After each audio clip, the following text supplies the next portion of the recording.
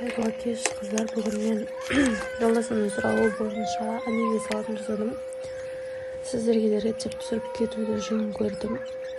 Бұл салатты жолдасым өте жақсы көреді.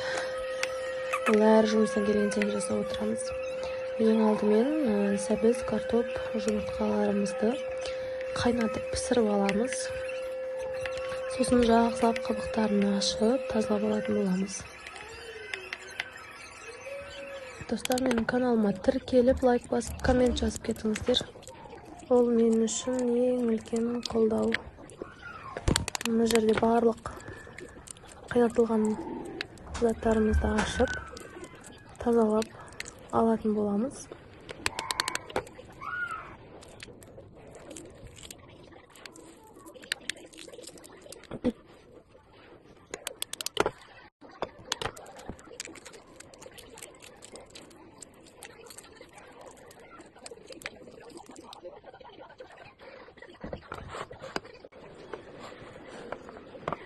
Барлығын тазалап алдық. Енді бізге колбаса, огурцы, картоп, сәбіз, жұмыртқаларымыздың барлығын 4 бұрышты етіп турап алатын боламыз. Барлығын тура видеодағыдай 4 бұрыштылап, әдемілеп, майдалап турап аламыз. Бұл салат өте оңай. Бұны барлық адам жасай алады деп ойлаймын. Мен өзім жасап жатқаннан кейін видео түсіре салуды жөн көрген жайым бар. Осылай үлкен жолдасымызға тураған заттарымызды біртіндеп салып отыратын боламыз. Соңына дейін қарап, лайк басып, комментарий жазып кетіңіздер, достар. Әлі де өте көп рецепттер болады. Алла қаласа.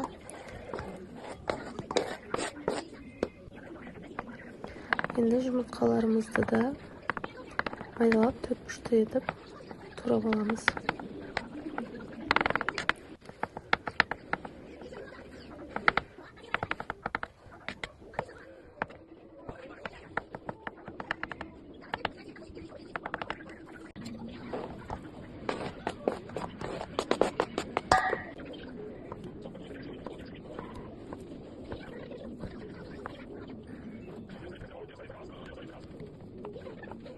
Барлық ингредиенттерді өз қалауларыңыз бойынша қосасыздар. Бізде жақсы желінеді бұл салат, сол үшін мен көбірек жасаймын. Әркім қалауынша қосса болады ингредиенттерді.